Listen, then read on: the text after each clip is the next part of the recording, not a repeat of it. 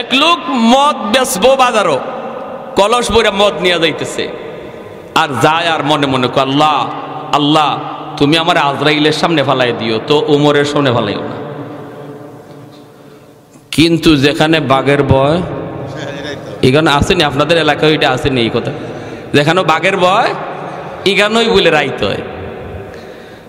যে উমরের ডরে যাইতেছে, হঠাৎ করে দেখে ওই উমরে আসতেছে, কলিজা পর্যন্ত কাইপে উঠছে। ও মালিক, মালিক তোমার কাছে চাইলাম কিতা, ওই লোকিতা, আল্লাহ উমরের কাছ থেকে বাঁচাও, উমরের কাছ থেকে বাঁচাও, উমরের কাছ থেকে বাঁচাও।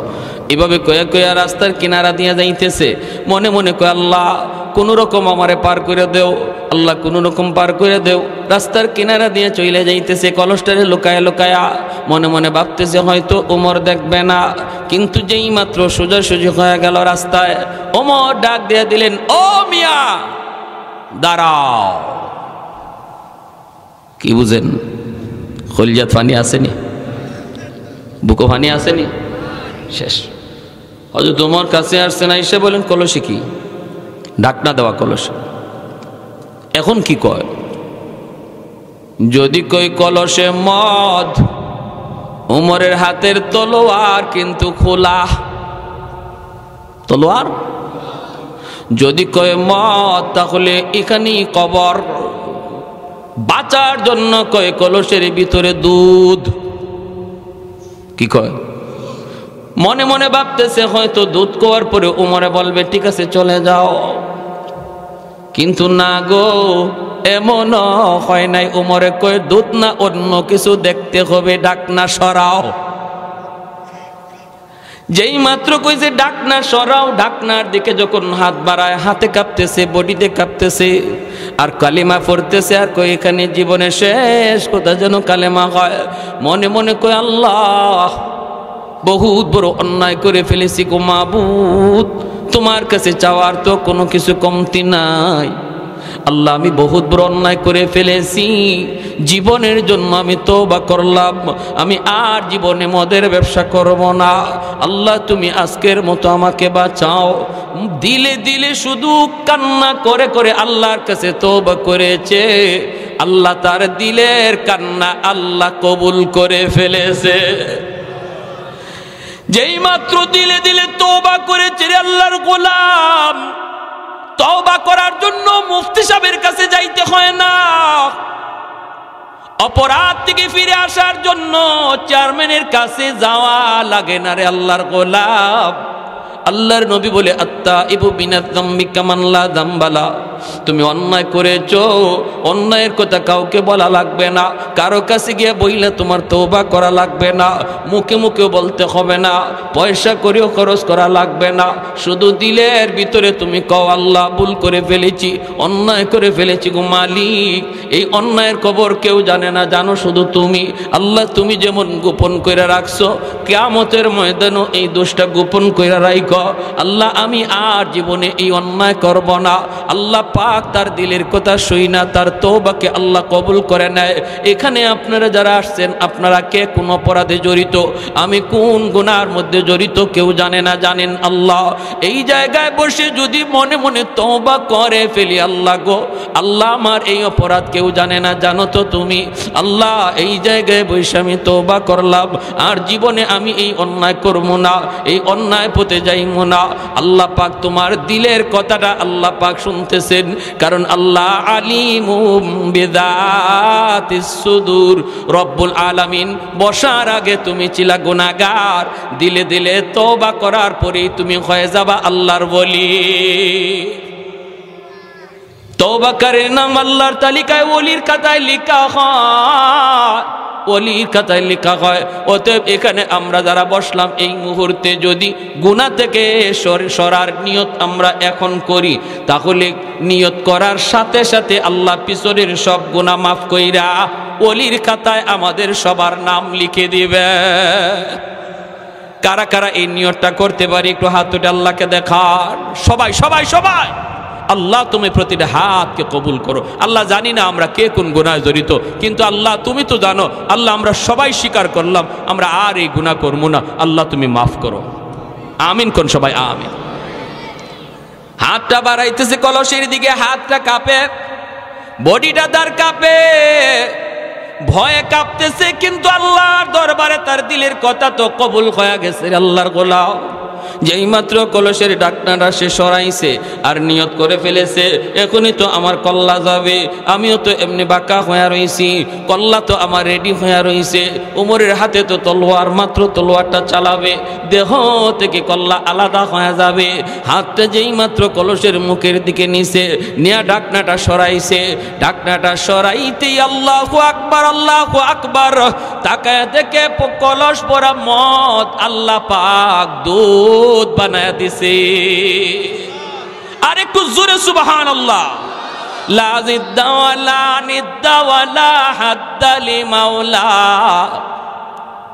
লা জিদ্দা ওয়ালা নিদ্দা ওয়ালা হাদ্দা লিমাওলা, আল আনা কামা কানা ওয়ালাম ইয়ালকা জাওয়ালা, আল আনা কামা কানা ওয়ালাম ইয়ালকা জাওয়ালা, লা মিসলা ওয়ালা সাওয়ারা মিসলাম ওয়া নাযীরা, মান ক্বালা সিওয়া যালিকা কাদ ক্বালা মুহালা, মান ক্বালা সিওয়া যালিকা কাদ ক্বালা মুহালা, লা ওয়ালদা ওয়ালা ওয়ালিদা লা আম্মা ওয়া খালা, লা শিবহা ওয়ালা মিসলা ওয়ালা কুফুয়া লিমাওলা।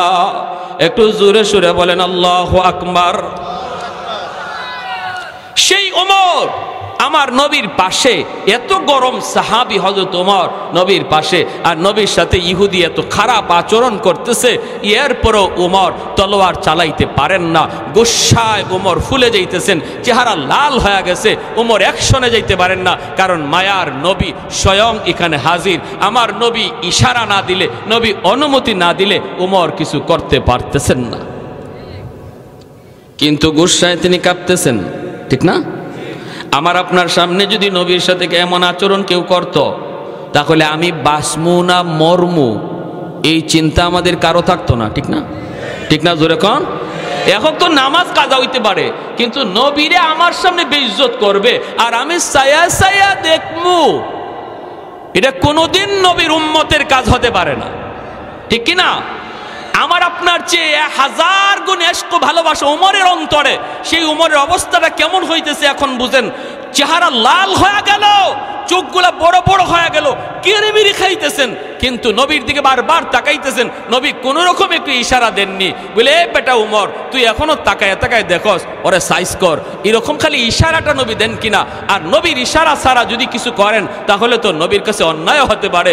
ওমর চুপচাপ দাঁড়ায় রয়েছেন আর ফুলতেছেন। যেই মাত্র নবীর কলারও ধলে ফেলেছে, আল্লাহ নবী হযরত ওমরের দিকে তাকাইছেন, তাকায় দেখেন ওমরের চোখগুলা লাল হয়ে গেছে, চেহারাটা লাল হয়ে রয়েছে। হবেই তো, হবেই তো, হবে না কেন? মায়ার নবী তখন বলেন, ওমর, ধমক দেওয়ার কথা ইহুদিকে আমার রহমতের নবী বলতেছেন, ওমর চোখ নিচের দিকে নামাও, গোসা থামাও, সে পাওনাদার, দুই কথা বলতেই পারে, তোমার আমার রাগ করা উচিত নয়। আরো আসতে এখন সুবহানাল্লাহ। চিনে যান নবীকে, কোন নবীর উম্মত আমি আপনি, একটু নবীর আদর্শটা শুনে যান। আর আমি আপনি হইলে কি কইতাম, এই তুই এরে এখনো জমিনের উপরে রাখছো, হ্যাঁ? পাশে যে থাকতো বডিগার্ড, এরে কইতাম তুই এরে এখনো জমিনের উপরে রাখছো, এরে তাড়াতাড়ি জমিনের নিচে শোয়াই দে, ঠিক না?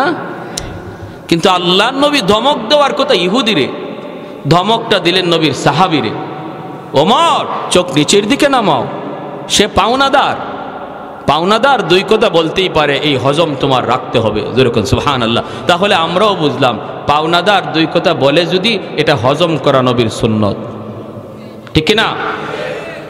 আর আমাদের সমাজে তো এখন উল্টা। আমাদের সমাজে এখন কেউ যদি কাউরে করজ দেয় আর এই পাওনা টাকা চাইতে যায়, হে আরো উল্টা বেইজ্জত হয়। সমাজ উল্টে গেছে গা। আজকে করজ নাই কেন সমাজে? কারণ খরচ টাকা দেওয়ার পরে এই টাকা তুলা আর সম্ভব মনে হয় আপনাদের নরসিংদীতে নাই, নাকি আছে? হ্যাঁ, সুদের লেনদেন বাড়ছে কেন? মানুষ করজ দেওয়া বন্ধ করে দিছে ভয় পাইয়া। হায় রে, বিপদে পড়া করজ নিল, এই করজের টাকা তুলতে গিয়ে আমার স্যান্ডেল ক্ষয় হয়, ময়মনসিংহ এক জায়গায় বয়ান করলাম, এক লোক হুজুর একটা কথা কইছেন, হুজুর আমার কাছ থেকে 5,000 টাকা নিছিল, খাওয়ানে বইসি বলতেছে 5,000 টাকা নিছিল, এই 5,000 টাকা আজকে 5 বছর হে আমারে দেয় না, আমি গরিব মানুষ, আজকে অভাবে পড়ছি, যতবার চাইলেই কয় আমি কি মরে গেছি, চাইলে কি কয় জানেন, আমি কি মরে গেছি, তোমার টাকা লইয়ে কি আমি মরে গেছি, দিমু তো বললাম। তখন আমি কইলাম ভাই তুই কোন দিন মরবে এটা কো, যেদিন মরবে মরার আগের দিন আইমো, এর আগে আইতাম না। পারবো কেউ এরকম গ্যারান্টি দিত? যেরকম গ্যারান্টি দিতে পারবে? বলে ভাই তুই আমি আগামী মাসে মরমু, তুই ওই 30 তারিখের আগে 29 তারিখ আইস। এই কথা বলার কোনো সুযোগ আছে? তো এই কথা বলার সুযোগ নাই। বলতেছে হুজুর একদিন তারা বাজারে পাইলাম চা খাইতেছে বন্ধু বান্ধব লইয়া, তো আমি বললাম ভাই দেখ ভাই তুই বিপদে পড়ছিলে, আমি তোরে সাহায্য করছি ভাই, আজকে আমি বড় বিপদে ভাই, তুই আস্তে আস্তে হইলে টাকাটা দিয়ে দেস না ভাই, আমি খুব বাচ্চা কাচ্চা নিয়ে কষ্টে আছি।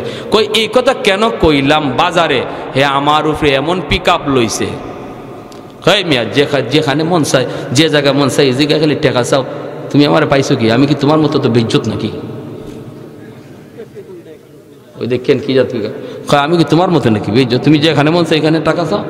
তখন ওই সাথী যারা আসছিল দোস্ত, হেরাও তো চা খায়, একদলের হেরা খাওয়া ঠিকই তো কইছে। এই মিয়া তুমি পাও না টাকা পাও, টাকা বাড়িতে গিয়ে চাইবা, যেদিকে যেখানে পাইবা তার ওখানেই টাকা চাইবা, কি পাইছো তুমি? মগের মূল্য পাইছো নাকি? চরম অন্যায় করছো তুমি, টাকা চাইয়া চরম অন্যায় করছো। হয়তো ভাই অন্যায় করছি, এখন কি করা লাগবে? হয় আমাদের সকলের 4 বিল তুমি দিয়া যাইবা জরিমানা। ফাউনার টাকা চাইতে গিয়ে আমার 250 টাকা জরিমানা। কি ভাই? আর এজন্য মানুষ হাতে টাকা থাকলেও হয় নাই, ঠিক না? টাকা থাকলেও হয় নাই, আর সুদকুররা তো কাঁচা টাকা লইয়া বই রয়েছে, আমার দ্বারা আও গিট্ট লাগাইয়া সারম। এজন্য সমাজে সুদের ব্যবসা গরম, কারণ সমাজে করজ দেওয়া বন্ধ হয়ে গেছে, আর করজ বন্ধ হওয়ার পিছনে দায়ী আমরা নিজেরা। টাইম মতো যদি দিয়া দিতাম, আরেকবার বিপদে পড়লে চাইলে পাইতাম, আরেকবার চাইলে পাইতাম, এটা বন্ধ হয়ে যেতেছে। যে যারা টাকা করজ দেয় মনে হয় যেন একবারই দিয়ে দিছে, এই টাকা চাওয়ার আর কোনো সুযোগই থাকে না। হাই হাই, আমার কাছে এরকম কয়েকজনে চাইছে, আমি বুঝি তো। চাওয়ার পরে আমি বললাম ভাই তুই আমার সে 5,000 টাকা চাইছো, খরচা লাগতো না ভাই, আমি তোরে 2,000 টাকা এমনি দিয়ে দিলাম, জাগি ভাই আমার করজ লাগবো না। কিন্তু দেখেন করজে কত বড় সওয়াব ছিল। আল্লাহ নবী বলে দান করলে যেই সওয়াব, করজে 18 গুণ বেশি সওয়াব। একজন মানুষকে দান করলে যেই সওয়াব, একজন মানুষকে করজ দিলে এর চেয়ে 18 গুণ বেশি সওয়াব। নবীকে জিজ্ঞেস করা হয়েছিল ইয়া রাসূলুল্লাহ করজে এত বেশি সওয়াব কেন? নবী বলে এর বেশি সওয়াব কারণ হলো যে মানুষটা করজ চায় সে সমাজে সম্মানী মানুষ, হে হাত পাততে পারে না, সে ভিক্ষা করতে পারে না, সে বিপদে পইরা সম্মানী মানুষটা তোমার কাছে করজ চাইছে, ওই সম্মানী মানুষের সম্মান যে তুমি রাখছো, এজন্য আল্লাহ তোমাকে 18 গুণ বেশি সওয়াব দেয়। কিন্তু এটা তো আমার ধৈর্য রাখতে হবে, ঠিক কি না? টাইম মতো সময় মতো দিয়া দিতে হবে। এজন্য আমরা যারা এখানে আসছি একটু আল্লাহর দোহাই, যদি কেউ কারো কাছে করজ আইন না থাকি, আল্লাহর দোহাই যদি নাও পারেন অন্তত তার সাথে যোগাযোগটা রাখেন। বলে ভাই এই মাসে পারছি না ভাই, সামনে মাসে তোরে দিয়ে দিব, ভাই এই টাইম মতো পারছি না ভাই, আগামী মাসে দিয়ে দিব, এতটুকু কইরেন। নতুবা আজকে সুদের ব্যবসা গরম হওয়ার জন্য আপনি দায়ী, ঠিক কিনা জোরে খান? আপনি আমি দায়ী সুদের ব্যবসা গরম হওয়ার জন্য। মনে কষ্ট পাইতেছেন আপনারা ভাই? মানে কিছু কথা বইলা ফেলতেছি আমি, আনুষঙ্গিক কথা যেগুলা আসলে সব জায়গায় বলি না, কিন্তু আপনাদের আগ্রহ দেখে একটু বলতে আমার ইচ্ছে হইতেছে। তবে কেউ কারো উপরে নিয়েন না, আমি কাউকে টার্গেট করে। আপনাদের এলাকা আমি একদম নতুন, আমি কেমনে জানবো কে কি করেন না করেন? আমি গড়ে কইতেছি, যদি উপরে ফইরা যায় আল্লাহর দোহাই আমার উপরে রাগ করেন না, এটা শরীয়তের কথা। তবে আপনার কাছে অনুরোধ থাকবে আমরা এর থেকে বের হয়ে আসবো ইনশাআল্লাহ। আল্লাহর নবী বলতেছে উমর চোখটা নিচের দিকে নামাও, আর তার দিকে গরম করা যাবে না, সে পাওনাদার। 2 কথা বলতেই পারে রে উমর, এ উমর আসো আমার কাছে আসো। নবীজি কাছে ডাইকে আনলেন, আইনে নবী কানে কানে বলতেছেন উমর যাও এখনই তারে খেজুর দিয়ে আসো, 40 মণ খেজুর তারে এখনই দিয়ে দাও। আল্লাহর নবীকে উমর বলেন নবী গো 3 দিন তো এখনো বাকি আছে। নবী বলেন উমর রে সে তো মানতে রাজি না, অতএব তার সাথে আর বাড়াবাড়ি করে লাভ নাই, খারাপ আচরণ করে লাভ নাই, এখনই তারে দিয়ে দাও। আর ওমর একটু শুনো শোনো, তারে যখন 40 মণ খেজুর তুমি দিবা, আরো 10 খেজুর তারে বেশি দিয়া দিও। হযরত ওমর বলতেছে, মায়ার নবী গো, ওগো রহমতের নবী, ওগো দরদি নবী, কেমন করে আপনি হজম করলেন? আল্লাহু আকবার। ওগো দরদি নবী, কেমন করে আপনি আচরণটা হজম করলেন গো নবী? আপনাকে আল্লাহ কেমন ভাবে বানাইছে গো? আল্লাহ কেমন ভাবে আপনারে বানাইছে? এজন্য আল্লাহ বলেছে, বন্ধু তুমি জগতের জন্য রহমত, তুমি জগতের জন্য রহমত। হযরত ওমর বলতেছে, নবী গো 10 বেশি কে তারে কেন দিব? এত খারাপ আচরণ করলো, এরপরে আবার বেশি দিব কেন? মায়ার নবী তখন বলেন, উমর রে, তুমি যে তার দিকে রাগ করে তাকাইছো, এর জরিমানা হলো 10। कौनैन मुख्तार खुदा तुमको बनाया, कौनैन मुख्तार खुदा तुमको बनाया, उम्मत का निगाहबान खुदा तुमको बनाया, उम्मत का निगाहबान खुदा तुमको बनाया। मौला मेरा आका मेरा रहमत की नबी है, ताजदार मदीना के तुम्हारे अरबी है, ताजदार मदीना के तुम्हारे अरबी है। अशजार ने देते हैं नबूवत के शहादात, तशकीक कमर में है तो अंगुल की इशारात, तशकीक कमर में है तो अंगुल की इशारात। एक जोरे सुरे बोलें अल्लाहु अकबर। হযরত ওমর কথা আর বাড়ালেন না, সাথে সাথে হযরত ওমর লোকটারে ডাক দিলেন, মিয়া আসো, তুমি তোমার খেজুরগুলি নিয়ে যাও। হযরত ওমর লোকটারে নিয়ে তিনি বাইতুল মালে হাজির হয়ে গেলেন। 40 মণ খেজুর তারে দিয়া দিলেন। আবার যখন 10 খেজুর তারে বেশি দিতে চান, লোকটা তখন ডাক দিয়া বলতেছে, ওমর রে, আমি পাই হলো 40 মণ, আবার 10 তুমি কেন বেশি দিতেছ?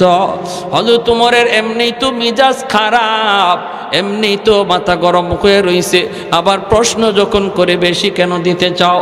হযরত ওমরের রাগ আবার বেড়ে গেল।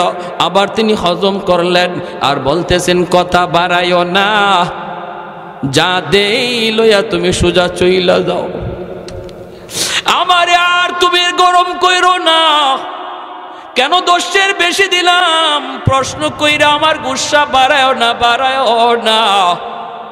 ইহুদি তখন ডাক দিয়ে কইর, ওমর আমি নিব না, 10 আমি বেশি নিব না, যতক্ষণ পর্যন্ত এর কারণ না জানছি। হযরত ওমর চোখের পানিটা বসেন আর বলেন, মিয়া আজকে আমার মায়ার নবীর সাথে তুমি যে আচরণটা করেছো, রহমতের নবীর সাথে যে আচরণ তুমি করেছো, যেই নবীকে আল্লাহ গোটা জাহানের জন্য রহমত বানায় পাঠাইছে, যেই নবী না আসলে তোমার মতো এই জাহান্নামের কীট আল্লাহ দুনিয়ায় পাঠাইতো না।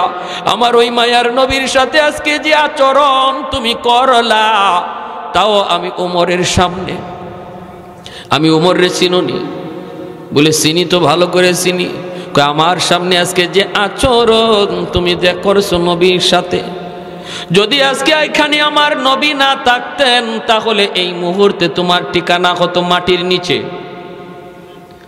এটা বুঝো, বুঝি, কিন্তু এরপর আমি ওমর গুসাটারে হজম করলাম। আমি জানি আজ আমি উমরের কত কষ্ট হয়েছে আমার গুসাটারে হজম করতে, এরপরও হজম করা লাগছে, কারণ রহমতের নবী এখানে স্বয়ং হাজির।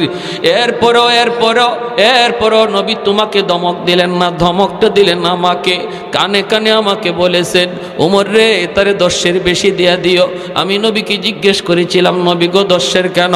আমার রহমতের নবী বলেছেন, আমি যে তোমার দিকে রাগ করেছি, চোখ লাল করেছি, এর জরিমানা হলো 10। সাথে সাথে ইহুদি কান্না শুরু করে দিল। ইহুদি কান্না করে আর কই, ওমর আমি খেজুর নিতে আসি নাই, আমি মায়ার নবীর ধৈর্য পরীক্ষা করতে এসেছি, কারণ আমি তাওরাত কিতাবের একজন কিতাবের ভিতরে আখেরি জমানার নবীর যতগুলি আলামত তাওরাত কিতাবে রয়েছে রে, সবগুলি আলামত আমি মুহাম্মাদুর রাসূলুল্লাহর কাছে পেয়েছি। একটা কথা ছিল এমন তাওরাত কিতাবে, সেখানে আল্লাহ লিখে দিয়েছে আমার আখেরি নবী আমার দোস্ত এমন ধৈর্যশীল হবে, তার সাথে খারাপ আচরণ করলেও সে খারাপ দিয়ে জবাব দিবে না, খারাপ ভাষায় যদি কেউ গালি দেয় তিনি খারাপ ভাষায় জবাব দিবে না। ইনি এতটা ধৈর্যের পাহাড় হবে, ধৈর্যের পাহাড়। এই পরীক্ষাটা আমার এখনো পাওয়া বাকি ছিল, অতএব আমি ইচ্ছা করে খারাপ আচরণ করেছিলাম। সেই আলামতটা পাওয়ার জন্য ওমর রিয়াজ আমার প্রমাণ হয়ে গেছে ইনি মুহাম্মাদুর রাসূলুল্লাহ আখেরি নবী, যেই নবীর কথা আল্লাহ তাওরাত কিতাবে আগেই জানায় দিছে। অতএব আমি আর দেরি করতে চাই না, আমাকে তাড়াতাড়ি কালেমা পড়া নবীর দরবারে নিয়ে যা। আল্লাহু আকবার, জোরে বলি লা ইলাহা ইল্লাল্লাহ, জুড়ে লা ইলাহা ইল্লাল্লাহ, লা ইলাহা ইল্লাল্লাহ, জুড়ে লা ইলাহা ইল্লাল্লাহ, লা ইলাহা ইল্লাল্লাহ, লা ইলাহা ইল্লাল্লাহ, লা ইলাহা ইল্লাল্লাহ, লা ইলাহা ইল্লাল্লাহ, লা ইলাহা ইল্লাল্লাহু মুহাম্মাদুর রাসূলুল্লাহ, জোরে বলি সাল্লাল্লাহু আলাইহি ওয়াসাল্লাম। আমার নবীর এই আখলাকটার নামই হলো খুলুকে আযীম, যেই আখলাকের কথা আল্লাহ পবিত্র কোরআনে বলেছেন সূরাতুল কলম। আল্লাহ বলেন ওয়া ইন্নাকা লাআলা খুলুকিন আযীম, বন্ধু আমি তোমাকে পৃথিবীর শ্রেষ্ঠ আখলাক দান করেছি। আমাদের নবীর আখলাকের চেয়ে উত্তম আখলাক পৃথিবীর আর কারো ছিল না। এই আখলাকটার নাম হলো খুলুকে আযীম, খুলুকে। এজন্য আব্দুল্লাহ ইবনে মুবারক উনি ওনার মুরিদকে বলতেছে, বাবা পাশের ঘরটাই ছিল একজন কামারের ঘর, ওই কামার সে তো জান্নাতে আমার চেয়ে অনেক উঁচু মাকাম পাওয়া গেছে, অনেক উঁচু মাকাম পাওয়া গেছে। এই কথা বলতেই দেখা যায় চলে গেলেন তার বিবির কাছে। বিবিকে জিজ্ঞেস করলেন, বিবি কয় আমার স্বামী যখন কামারের কাম করতেন, দোকানে যতক্ষণ তিনি কাম করতেন ততক্ষণ অন্তরে আল্লাহর ভয় থাকত, আজান হলে পরে সে মসজিদে যাইত, দোকানের কাম তারে মসজিদ থেকে দূরে রাখতে পারতো না। আমার অত্র এলাকার ব্যবসায়ী ভাইরা আপনারাও যদি এই কথা মনে করেন আমার ব্যবসার জায়গায়, কিন্তু আমার আল্লাহর হুকুম ব্যবসার চেয়ে বড়, ঠিক না? নামাজ বড় না দোকানদারি বড়? আওয়াজ আসতে কেন, জোরে কোন? নামাজ বড় না দোকানদারি বড়? যদি কেউ মনে করেন নামাজ বড় আমার দোকানদারি বড় নয়, মুয়াজ্জিন সাহেব মসজিদ থেকে এই এলানটাই দেয় আল্লাহু আকবার, আল্লাহু আকবার। এই এলান মুয়াজ্জিন সাহেব দেয় না, মূলত এই ঘোষণাটা আল্লাহ নিজে দেয়, এ বান্দা আমি আল্লাহ বড়, আমি আল্লাহ বড়। তোমার দুনিয়াদারি ছোট, হাতের কাম ছোট, পায়ের কাম ছোট, ব্রেইনের কাম ছোট, ঘরের কাম ছোট, সব কিছু তোমার ছোট, আমি আল্লাহ বড়, আমি আল্লাহ বড়। এই কথাটা যেই মানুষের অন্তরে থাকবে, এই মানুষটা কখনো আজান শোনার পরও দুনিয়ার কামে থাকতে পারে না, আজান হওয়ার পরেও সে দোকানদারি করতে পারে না। যদি মানুষ আজান শোনার পরও দোকানদারি করে, দুনিয়ার কাজে লিপ্ত থাকে, যদিও মুখে বলল আল্লাহ বড়, কিন্তু তার কাজে প্রমাণ করলো না না মুয়াজ্জিন তুমি যে বলতেছো আল্লাহ বড়, না না আমার কামটা বড়, এজন্যই তো আমি তোমার ডাকে সাড়া না দিয়া কামে ব্যস্ত। কাজে প্রমাণ করে তুমি বলতেছো কাজ বড়, আল্লাহ বড় নয়। ভাইরে এমন না, এমন না, কাজটা তো কোনি বন্ধ। সাহাবায়ে কেরামের জীবনের দিকে যদি তাকান, একজন কোরাল নিয়ে এভাবে উঠাইছেন, মাত্র তিনি কাঠটা পারবেন, আর একটা কোপ দিলে পরে কাঠটা আলাদা হয়ে যায়, লাকড়িটা হয়ে যায়। কিন্তু আজান হওয়া মাত্রই তিনি কোরালটা সামনের দিকে আনেন নাই, পিছনের দিকে কোরালটা ফালায় দিছেন। মহিলারা এমন ছিল গো মা, নবীর যুগের মহিলারা এমন ছিল, সুই সুতা নিয়ে তারা কাজ করতেছেন, সেলাই কাজ। সেলাই করতে করতে আর একটা গায়ে দিলে পরেই সেলাইটা কমপ্লিট হয়ে যায়। সুইটা উঠাইছেন, মাত্র ঢুকাইবেন, ওই অবস্থায় আজান কানের মধ্যে আসছে। নবীর যুগের মহিলারা সাথে সাথে সুই সুতা রেখে দিছেন, একটা গায়ে দিলে পরেই কাজটা শেষ হয়ে যাইতো। এতটুকু তারা করার সাহস পান নাই, কারণ তারা বুঝতেন আজানে কি বলা হইতেছে। আজানে ঘোষণা দেওয়া হইতেছে আল্লাহ বড়। ওই অবস্থায় যদি আমি দুনিয়ার কামটা করি তাহলে প্রমাণ হবে দুনিয়ার কাম বড়। আল্লাহর বান্দি কয় আমার স্বামী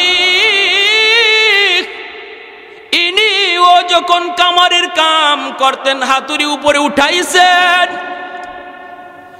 আর একটা আঘাত দিলে পরে লোহার কাম তার শেষ হয়ে যাইতো। কিন্তু আজান কানে আসছে, সাথে সাথে হাতুড়ি পিছনেই ফালাইয়া দিছেন। আল্লাহু আকবার, জোরে কোন, আর একটু জোরে কোন আল্লাহু আকবার। এটা কোনো জানতেন কোনো বিষয় নয়। দেখবেন আজান হওয়ার পরে দোকানে কাস্টমার বাইরে গেছে, শয়তান আয়, শয়তান এটা কাস্টমারে বেশ দূরে শয়তান আইছে আপনার জামাত তরক করানোর জন্য। আপনি কইবেন দূর, সারাদিন ব্যবসা করার পরেও যদি আল্লাহ বরকত না দেয় লাভ হইব? হ্যাঁ, কোনো লাভ নাই। 50,000 একদিকে আইছে আর একদিকে গেছে, শেষ। আরেকজনে বরকত হইছে, 10,000 টাকা কামাই করছে, 2,000 টাকা খরচ, 8,000 টাকাই জমায়ে রাখছে। তাইলে এটা বরকত, ঠিক না? 50,000 কামাই করার মধ্যে বরকত নাই যদি এভাবে আয় আর ওভাবে যায়। আর হাজিরিন, এজন্য মনে রাখবেন বরকত মানুষের হাতে না, এটা আল্লাহর হাতে। এই সিদ্ধান্ত আল্লাহর।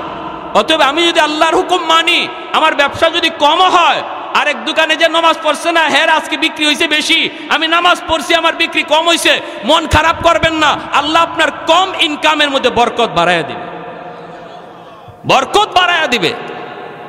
একটা অ্যাক্সিডেন্ট হওয়ার কথা ছিল, আল্লাহ ফিরাইয়া দিবে। একজন অসুস্থ হওয়ার কথা ছিল, আল্লাহ অসুস্থতা থেকে দূরে রাখবে। এর নাম হলো বরকত, ঠিক কিনা ভাই? এটা বেশি বুঝাইবার বিষয় না, এটা বুঝার বিষয়। বরকত কারে কয় এটা দেখানি যাইব না। ওই মহিলা বলতেছে আমার স্বামী এরম করত। আরেকটা আমল ছিল, ওই দৃশ্য আমার আজকে বলা। বলতেছে আমার স্বামীর আরেকটা বিশেষ আমল আমার মনে পড়ে। আমার স্বামী সারাদিন কাম কাজ কইরা বাড়িতে আসতেন, এশার নামাজ মসজিদে পড়ে তিনি ঘরে ঢুকতেন, ডুইকে তিনি বিছানায় পড়ে যেতেন।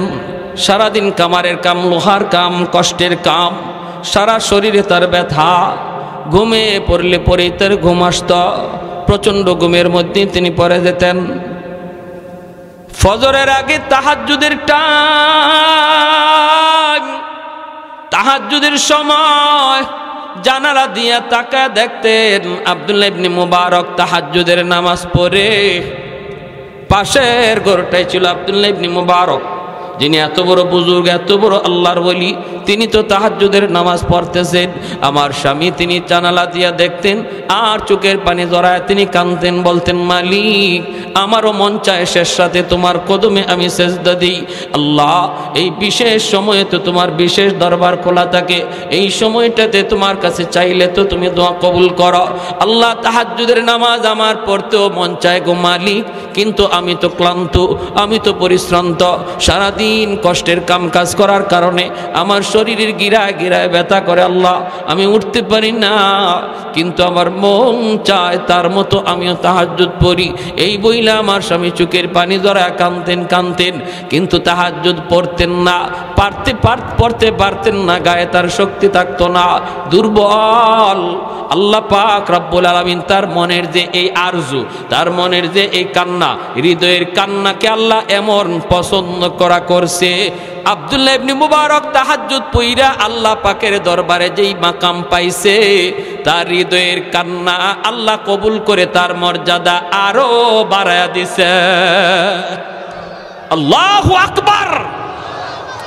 এজন্য বলতেছি বাবা, যাত্রায় গমনের একটু দিলের কন দিয়া কথাগুলি শোনো। ভাইরে, মনের ভিতরে আক্ষেপ করেন, আক্ষেপ রাখেন, অনুতাপ অন্তরের ভিতরে রাখেন। আর একটা মানুষ নামাজ পড়তেছে, তারে দেখে আফসোস করবেন, আফসোস করবেন, হায় রে তার নামাজটা কত সুন্দর, আমি যদি এত সুন্দর করে নামাজ পড়তে পারতাম, হায় আমার এই দুস্থরা 5 ওয়াক্ত নামাজ জামাতে পড়ে, আমি যদি প্রতি ওয়াক্তই যাইতে পারতাম, আমি তো এই ঝামেলায় ওই ঝামেলায়। মনে প্রাণে যদি এই আকাঙ্ক্ষাটা থাকে, আল্লাহ আপনারে একদিন পাক্কা জামাতের নামাজের পড়ার নামাজি বানায় দিবে। আর এই বানানোর আগেও যদি আল্লাহ আপনাকে লয়া জায়গা মরণ হয়ে যায়, অন্তরের কান্নার কারণে আল্লাহ আপনার এই সওয়াব দিয়া হাসরের মাঠে উঠাবে। তাহলে দিলের ভিতরে কান্না করার দরকার আছেনি না নাই? আর একটু জোরে আছেনি না নাই? দিনের নবী, মায়ের নবী, সাহাবায়ে কেরামদেরকে নিয়ে তিনি যে রানা নামক জায়গায় বসা রে গোশত বন্টন করতেছেন মায়ার নবী। হঠাৎ করে নবী দেখেন একজন বৃদ্ধা মহিলা নবীজির দিকে লাঠি বর দিয়া নবীর দিকে আসতেছে।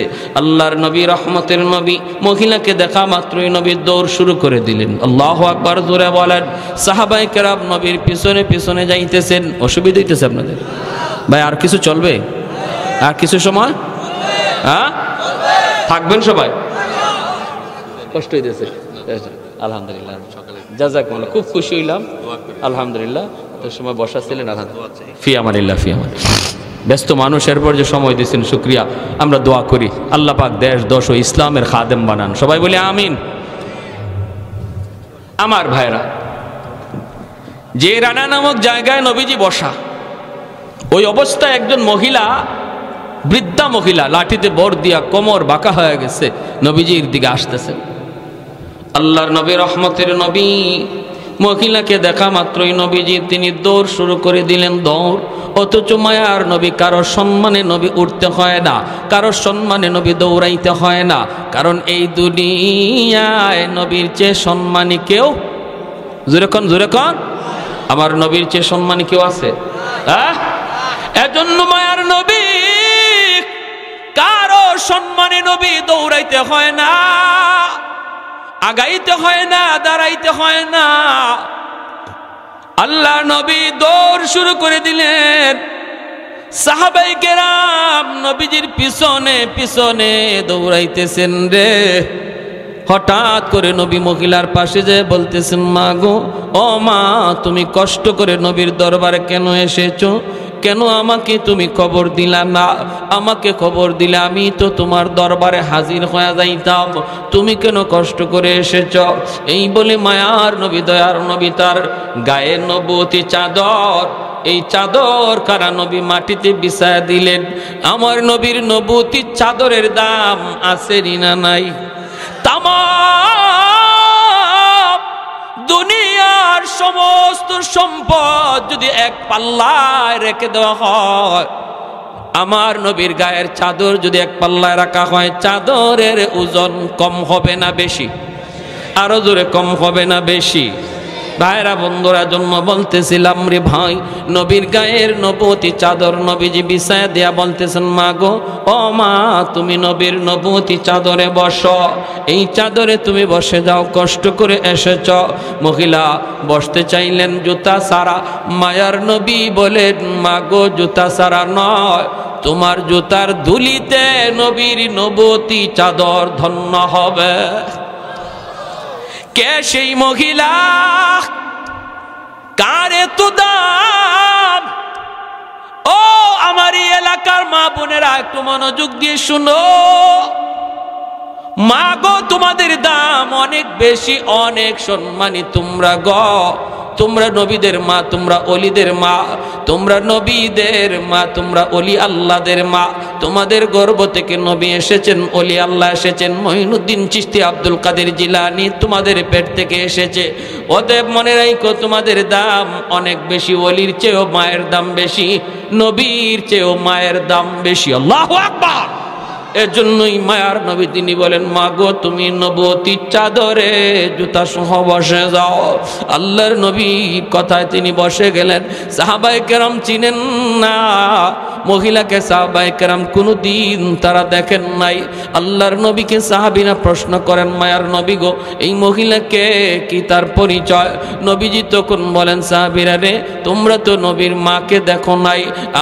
আমি নবীর মা তো শিশুকালে বিদায় নিছেন, জন্মের আগেই নবীর বাবা দুনিয়া থেকে বিদায় নিছেন। তোমরা তো জানো তোমাদের নবীর একজন দুধ মা আছে রে, এই দুধ মার নাম তোমরা জানোনি? সাহাবীরা কয়, নবী গো, আপনার দুধ মার নাম হালিমা সাদিয়া। আল্লাহ নবী চুকির পানি মুছেন আর বলেন, সাহাবীরা রে, শুধু নবীর দুধ মার নাম শুনেছ, কোনদিন তোমরা দেখো নাই। আজকে ভালো করে দেখে নাও, আজকে ভালো করে দেখে নাও, নবীর নবুতির চাদরে যিনি বসছে গো, ইনি আর কেউ নন, ইনি হলেন নবীর দুধ মা, যার নাম হলো হালিমা সাদিয়া। আল্লাহ নবী বুঝাইলেন, উম্মতের দল, একজন দুধ মার সেবা, দুধ মার ইজ্জত সম্মান যদি আমি নবী এইভাবে করলাম, তোমরা তোমাদের আপন মারে কেমন সেবা করবা? আমি নবী যদি আমার মাকে পাইতাম কেমন সেবা করতাম? এজন্যই মায়ার নবী, রহমতের নবী বলে, উম্মতের দল, মনে রাখো, রেদার রব্বি ফি রেদাল ওয়ালিদাইন ওয়া সাখাতুর রব্বি ফি সাখাতিল ওয়ালিদাইন। যেই সন্তানের উপরে তার বাপ মা রাজি থাকে, আল্লাহ তার উপর রাজি থাকে। যেই সন্তানের উপরে বাপ মা নারাজ থাকে, আল্লাহ তার উপর নারাজ হয়ে যায়। অতএব বাপ মারে খুশি করলে আল্লাহরে খুশি করা যায়। বাপ মা যদি নারাজ হয় রে যুবক, আল্লাহ তোমার উপরে নারাজ। যেই সন্তানের উপরে বাপ মা রাজি, এক নাম্বার দুনিয়ার ফায়দা হলো আল্লাহ তার হায়াতের ভিতরে বরকত বাড়ায় দেয়। অ্যাক্সিডেন্ট কথা ছিল তার হওয়ার, কপালে ছিল অ্যাক্সিডেন্ট, আল্লাহ মার দোয়া বাবার দোয়া থাকলে অ্যাক্সিডেন্ট থেকে আল্লাহ বাঁচায়। টাটা মাথার মধ্যে পড়ার কথা ছিল, বাপ মার দোয়া থাকলে আল্লাহ কাইটা দেয়। যে কোনো বিপদ হায়াতের ভিতরে আল্লাহ তোমার বরকত বাড়ায় দেয়। বাপ মার দোয়া যদি তাকে আল্লাহ বিপদ দূর করে দেয়, হায়াতে বরকত আল্লাহ বাড়ায় দেয়। দুই নম্বর হলো, যদি তোমার বাপ মা তোমার উপর খুশি থাকে রে গোলাম, আল্লাহ তোমার রিজিকের ভিতরে বরকত বাড়ায় দিবে।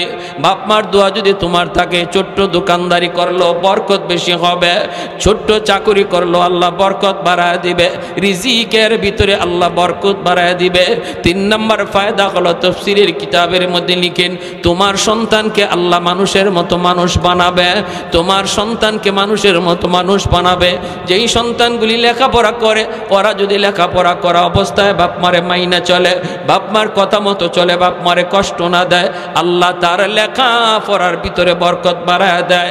ভাইরা বন্ধুরা, এজন্যই তো বাইজিদ বুস্তামি রহমাতুল্লাহি আলাইহি পরীক্ষা দিবেন আগামীকাল। সারা রাত তিনি পড়ালেখা করতেছেন। ভাইরা, গভীর রাতে মা ডাক দিয়া কয়, 10 বছরের বালক বাইজিদ, মা ডাক দিয়া বলতেছে, বাবা বাইজিদ, মার পানির তৃষ্ণা লাগছে, একটু পানি দাও।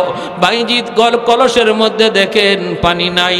পানি আনার জন্য তিনি ঘরের বাহিরে গেলেন, এক গ্লাস পানি নিয়ে দৌড়ায় তিনি ঘরে আসলেন। আইসা দেখেন মা ঘুমা গেছে। এইবার ছোট্ট বাইজিদ মনে মনে ভাবতেছেন, আমি যদি এখন মাকে ডাক দিই, মার ঘুম ভাঙলে কষ্ট হবে। মাথার পাশে গ্লাস নিয়ে তিনি দাঁড়ায় রইছেন। ভাইরা বন্ধুরা, শেষ সাথে মায়ের ঘুম ভাঙছে। মা দেখে বাইজিদ মাথার পাশে দাঁড়ানো, সাথে সাথে বুকে জড়ায় নিয়ে দোয়া করে, আল্লাহ, আমার বাইজিদ আমাকে ডাক দিতে পারতো, ডাক দেয় নাই, আমার কষ্ট হবে। আমি মার এতটা সুখের চিন্তা যেই সন্তানে করলো, আমি মায়ের বদলা কি দিব? দেওয়ার কিছু নাই, আমার কাছে কিছু নাই গো। কিন্তু আল্লাহ, তোমার কাছে অনেক কিছু আছে। আমি মার কাছে আছে শুধু 2টা হাত। আল্লাহ, আমি 2টা হাত তোমার দরবারে বাড়ায় দিলাম। আমার বাইজিদকে তুমি ওলি বানাইলে আমি খুশি না, জগতের সকল ওলিদের সরদার বানায় দাও। মা দোয়া করতে দেরি হয়েছে, কবুল হতে দেরি হয় না। এজন্য যুবক, লেখাপড়ার ফলাফল তুমি ভালো চাও, মা বাবারে খুশি রাখো, বাপ মার কথা মতো চলো। নবী বলেন যদি বাপ মা খুশি থাকে আল্লাহ তোমার উপর খুশি আছে, বাপ মা যদি নারাজ থাকে আল্লাহ নারাজ হয়ে যায়। আর যদি বাপ মার নামে সন্তান বেশি বেশি দান সৎকা করে তাহলে এই দান সৎকার খবর আল্লাহ কবরের সাথে সাথে পৌঁছায় দেয়। একজন আদর্শ সন্তান বাপ মার নামে মসজিদ মাদ্রাসা দ্বীনি প্রতিষ্ঠানে দান করবে, দান করলে পরে বাপ মার কবরের আযাব আল্লাহ দূর করে দেয়। জুনাইদ বাগদাদি একটা ঘটনা কয়ে শেষ দিচ্ছি। স্বপ্নে দেখেন একজন মানুষ জাহান্নামী চেহারার। কে গো তুমি? কো হুজুর আমি আপনার মহল্লারই একজন মানুষ। আজ থেকে বেশ কিছুদিন আগে আমার মরণ হয়েছে, আমি কবরের মধ্যে আযাবে আছি, জাহান্নামের আযাবে। সন্তান বলতে আমার কেউ নাই দুনিয়াতে, একটা মেয়ে রেখে আসছি, কিন্তু মেয়েটারে আমি দিন শিখাই নাই। দেখেন বাপ মা সন্তানকে শিশুকালে যদি দিন না শিখান পরিণতিটা কি হয়। সন্তানকে শিশুকালেই মাদ্রাসায় পড়ান, মাদ্রাসায় 5 বছর মাদ্রাসায় পড়ান, তারপরে তারে ডাক্তার বানাইয়েন, ইঞ্জিনিয়ার বানাইয়েন, প্রফেসর বানাইয়েন। 5 বছর মাদ্রাসায় পড়াইলে সন্তানটা মুসলমানই শিখবে, বাপ মার কদর শিখবে, আলেমুল আমার কদর শিখবে, কোরআনের মহব্বত অন্তরে জাগা দিবে, ঠিক না? 5 বছর ডাক্তার হওয়া আমার সন্তানে বড় পরিচয় না, সবচেয়ে বড় পরিচয় হলো সে মুসলমানের সন্তান। এজন্য সবার আগে তারে মুসলমানই শিখাইতে হবে। ওই লোক বলতেছে হুজুর আমার মেয়েটারে আমি মুসলমানই শিখাই নাই, যার কারণে আমার মেয়েটা খারাপ লাইনে চলে গেছে, খালি গুনার কাজ করে, গুনার কাজ করে, পরকালে কোনো ফিকির নাই। আল্লাহ আমাকে জানাইয়া দিছে, আল্লাহ আমাকে জানাইছে বান্দারে আজ কবরের মধ্যে তুই আযাবে আসো, আযাবে আসো। তোর সন্তান যদি তোর জন্য দোয়া করে অথবা দান সৎকা করে তোর কথা ইয়াদ করে তাহলে আমি আল্লাহ এই উসিলায় তোরে মাফ করে দিব। সন্তান যদি বাপ মার কবরের পাশে যায় একবার সূরা ফাতিহা 3 বার ইখলাস পড়ে আল্লাহ পাক সাথে সাথে বাবার কবরে আযাব আল্লাহ মাফ করে দেয়। মার কবরের পাশে যদি সন্তান একবার ফাতিহা 3 বার ইখলাস পড়ে আল্লাহ মার কবরের আযাব আল্লাহ মাফ করে দেয়। আপনার সন্তান আপনার কবরের পাশে যায় কোরআন তেলাওয়াত করবে নাকি কবরের পাশ দিয়া গান গায়া গায়া চলে যাবে, এই সিদ্ধান্ত নিতে হবে বাপ মার। শিশুকালে যদি মাদ্রাসায় পড়ান তাহলে কবরের পাশ দিয়া গেলেও কোরআন তেলাওয়াত করবে, ঠিক না? হুজুর আমি আপনার কাছে এসেছি একটু সাহায্যের জন্য, আপনি যদি আমার মেয়েটাকে খবর দিতেন। আল্লাহ আমাকে জানাইছে মেয়েটা যদি আমার কথা ইয়াদ করে আল্লাহ কবরের আযাব আল্লাহ মাফ করবে। জুনাইদ বাগদাদি ঘুম থেকে ওইটা ওই মেয়েটার সন্ধানে তিনি বের হয়ে গেলেন। এলাকার মানুষকে জিজ্ঞেস করেন বাবারা মেয়েটারে তোমরা চিনোনি? মানুষেরা কয় হুজুর চিনি তো, কিন্তু এই মেয়ে তো খারাপ, মেয়ে তো ভালো না। হুজুর আপনি মেয়ের কাছে গিয়ে কি করবেন? আল্লাহর ওলি বলেন বাবারে কও তোমরা কোথায় গেলে পাবো, আমার একান্ত প্রয়োজন, তার কাছে যাওয়াই লাগবে। মানুষেরা কয় হুজুর নদীর ঘাটে যান, নদীর ঘাটে গোসল করে। আল্লাহর ওলি জুনাইদ বাগদাদি তিনি নদীর ঘাটে দাঁড়ায় রইলেন। মহিলা গোসল কইরা ওইটা কয় মৌলবী তুমি কি চাও? আল্লাহর ওলি বলতেছেন মা গো আমি কিছু চাই না, আমি একটা খবর নিয়ে এসেছি। কার খবর? কয় তোমার বাবার খবর। কয় আমার বাবার আবার কিসের খবর? বাপ তো কবরে চলে গেছে। আল্লাহর ওলি জুনাইদ বাগদাদি কয় মা তোমার ওই মৃত বাবার খবর নিয়ে এসেছি গো। তোমার বাবা কবরের মধ্যে বড় আযাবে আছে, জাহান্নামের চেহারা তার চেহারা হয়ে গেছে, আগুনে পড়তেছে। আমাকে জানাই দিছে তোমার বাবা, তোমার বাবাকে আল্লাহ জানাইছে তুমি যদি তোমার বাবার জন্য দান সদকা করো অথবা তার কথা ইয়াদ করো অথবা দোয়া করো আল্লাহ তোমার বাবার কবরের আযাব আল্লাহ মাফ করে দিবে। এমনি মেয়েটাই কয় মৌলবী আমি কি আবার দান করব? আমি আবার দান করব? মরা মানুষ মইরা গেছে, আবার তার জন্য কি করার আছে? মানুষ যখন গুনাহ করে তখন গুনাহ করতে করতে কলব শক্ত হয়ে যায়, কলিজাটা পাথর হয়ে যায়, চোখ দিয়া পানি আসে না। যখন দিল নরম হয় না তখন বুঝবেন কলিজা শক্ত হয়ে গেছে। এটা গুনার মস্ত বড় বদাসর, কলিজা শক্ত হয়ে যাওয়া। ভাইরা বন্ধুরা, জুনাইদ বাগদাদি যতই কয় মেয়েটার মন নরম হয় না, নরম হয় না, মরণের ভয় তার অন্তরে নাই। হঠাৎ করে এক মুষ্টি পানি হাতে লইয়া জুনাইদ বাগদাদির দিকে এইভাবে পানিটা ঢিল মারছে, আর কয় মৌলবী এই পানিটা আমার বাপের লাগে আমি সদকা করলাম। জুনাইদ বাগদাদি বড় কষ্ট পাইলেন। আল্লাহর ওলি তিনি সইরা গেলেন, পানিটা তার গায়ে লাগলো না। তিনি চলে যাইতেছেন মনে কষ্ট লইয়া, আর কান্দেন, বলেন মালিক এমনও সন্তান বুঝি হয় যেই সন্তানের কারণে বাপ মা রাতকে দিন বানাইল, রক্ত পানি করলো। এই সন্তান বাবার এত বড় কষ্টের, এত বড় বিপদের কথা শোনার পরও একটুও তার দিল নরম হলো না। এই মনে কইরে জুনাইদ বাগদাদি চলে গেলেন। রাতের বেলা আল্লাহর ওলি ঘুমাইলেন, স্বপ্নে দেখেন ওই মানুষটা আজ রাতেও স্বপ্নে দেখা দিয়েছে, কিন্তু আজকে তার চেহারা জান্নাতি মানুষের চেহারা। আল্লাহর ওলি জিজ্ঞেস করে, ভাই আপনি কে? কয় হুজুর আমি আপনার এলাকার ওই মানুষ যে গতকাল এসেছিলাম। গতকাল তুমি ছিলা জাহান্নামী, আজ তুমি জান্নাতি। কেমন করে একটু আমাকে বুঝাও গো। এমনি লোকটাকে, হুজুর আমি আপনার উপকার স্বীকার করার জন্য এসেছি, আমি আপনার শুকরিয়া আদায় করার জন্য এসেছি। হুজুর আপনি আমার মেয়েটারে যখনই আমার খবর দিছেন তখন মেয়েটা আপনার দিকে ঢিল মারছে, পানি লইয়া পানি উড়ায় মারছে, ছিটায় মারছে আপনার দিকে, তাই না? বলে হ্যাঁ, কিন্তু আমার মেয়েটার এই পানি আপনার গায়ে লাগে নাই, পড়ছে মাটিতে। যেই জায়গার মধ্যে পানিটা পড়ছে ওই জায়গায় অনেক দিন যাবত একটা পোকা পানির তৃষ্ণায় ছটফট করতেছিল। ওই পোকাটার মুখে পানি যা পড়লো, পোকাটা পানি খায়া আল্লাহর কাছে দোয়া করে, মালিক যার উসিলায় পানি খাইয়া আমি আজ প্রাণে বাঁচলাম, তুমি তারে মাফ করো। ওই পোকার দোয়ার খাতিরে আল্লাহ আমাকে মাফ কইরা দে। এজন্য বলি ভাই, যাদের বাপ মা নাই বাপ মার কথা ইয়াদ কইরো, নামাজ পইরা দোয়া পইরো, রব্বির হামহুমা কামা রাব্বায়ানি সগীরা। কবরে পার দিয়ে যাইতেছো রে ভাই, টাইম কম, তবু এই দোয়াটা পইরা যাও, রব্বির হামহুমা কামা রাব্বায়ানি সগীরা। হাজার হুজুরে রব্বির হামহুমা দোয়া করলো এত লাভ হবে না। সন্তান যখন বাবার কবরের পাশে গিয়ে একবার এই দোয়াটা পড়বে, এটা যত লাভ হবে, যত উপকার হবে। এজন্য ভাই আজ আসি, কাল আমরা কেউ থাকবো না। আজ বাবা চলে গেছে, কাল আমি চলে যাব। আমি যদি আমার বাবার কথা ইয়াদ করি, মায়ের কথা ইয়াদ করি, আগামীকাল আমার সন্তানও আমার কথা ইয়াদ করবে। আর যেখানে যেখানে দান করার সুযোগ আসে এখানে বাপ মার নামে দান করব। এটা বাপ মার হক, সন্তানের কাছে পাওনা, সন্তানের কাছে পাওনা। আমরা যদি এটা আদায় করি, আগামীকাল আমার সন্তানও এরকম ওয়াজ মাহফিল বলেন, মসজিদ বলেন, বিভিন্ন জায়গায় এরকম কি করবে, আমাদের কথা ইয়াদ করে দান সৎকা করবে। ঠিক না ভাই?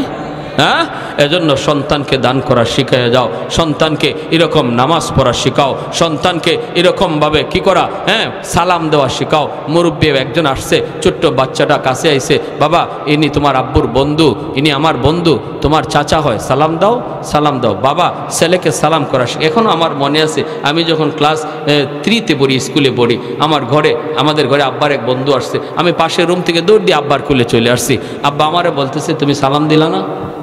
স্কুলে পড়ি তখন, আমি সালাম দিলা না? তখন আমি বলতেছি আসসালামু আলাইকুম। আমার এখনো মনে আছে ক্লাস 3-তে না 4-তে, তখন আব্বা বলতেছে নো। আমার আব্বা একজন জেনারেল শিক্ষিত, সরকারি হেলথ ইন্সপেক্টর, আমাদের অল ফ্যামিলি জেনারেল শিক্ষিত। আমি একাই শুধু আমাদের গোষ্ঠীর মধ্যে মাদ্রাসায়। আমার ইমিডিয়েট ছোটো ভাই, আপন ভাই, আইন মন্ত্রণালয়ের রানিং উপসচিব। এরপরের ছোটো ভাইটা আমেরিকা, নিউ ইয়র্কে, ফ্যামিলি সহ সবাই, চাচারা সবাই ওই লাইনে। আব্বা বলতেছেন কি যে এখন সালাম দিলে হবে না, তুমি আবার রুম থেকে বের হও, রুম থেকে বের হও। আমার রুম থেকে বের করছেন, বের করে বলছেন যে আবার রুমে ঢোকার সময় সালাম দিয়ে ঢুকো। কি বুঝলেন আপনি?